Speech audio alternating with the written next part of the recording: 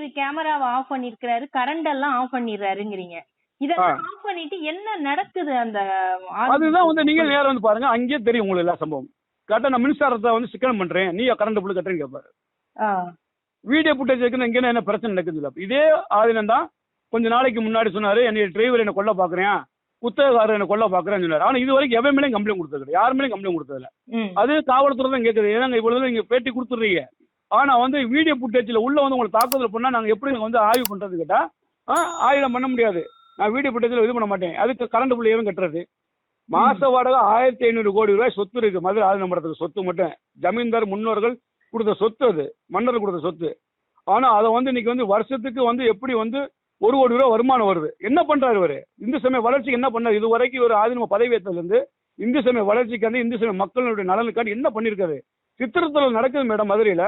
சித்திரத்துல சிவன்ராத்திரிக்கு வந்து தினந்தோறும் வந்து மீனாட்சி அம்மன் பக்கத்துல ஆதினம் மடம் இருக்கு. தினந்தோறும் வந்து மீனாட்சி அம்மன் மீனாட்சி சொக்கநாதர் வந்து உயிரி ஊர்ல வருவாங்க. அதுக்கு வந்து முன்னாடி வந்து சிவவாத்தியை வந்து சிவவாணியடியார் அடிச்சுட்டு போவாங்க.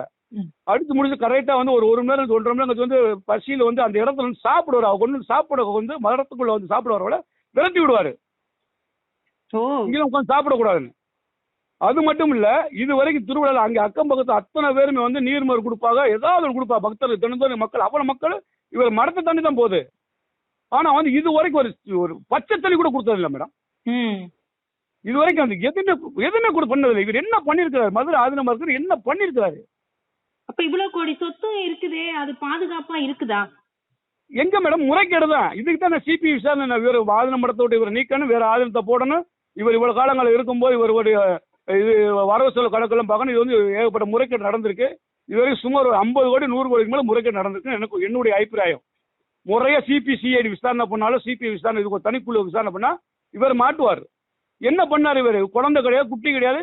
இவனு இந்து சமய வளர்ச்சி பணிக்கு இந்து சமய மக்களின் நலனுக்கான தான் சொத்துக்களை கொடுத்தாங்க முன்னோர்கள். ஏன் வந்து இப்படி வந்து செலவழிக்கிறீங்க? எந்த ஒரு செலவுமே கிடையாது. என்னதான் செய்யறாங்கன்னு தெரியல, பணத்தை வச்சு என்னதான் பண்றாங்கன்னு தெரியல.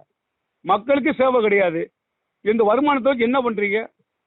வேற யாராவது மர்ம நபர்கள் யாராவது வர்ற போக்குவரத்து மர்ம நபர்கள் வந்து மேடம் அவர் வந்து என்னன்னா வந்து அவருடைய நடவடிக்கைகள் நாங்களாம் வந்து அவருக்கு ஆதரவு கொடுத்து அவரெல்லாம் வந்து நாங்கள் ஆதினமா நியமனம் பண்ணி ரொம்ப சந்தோஷப்பட்டு பெருமைப்பட்டோம்.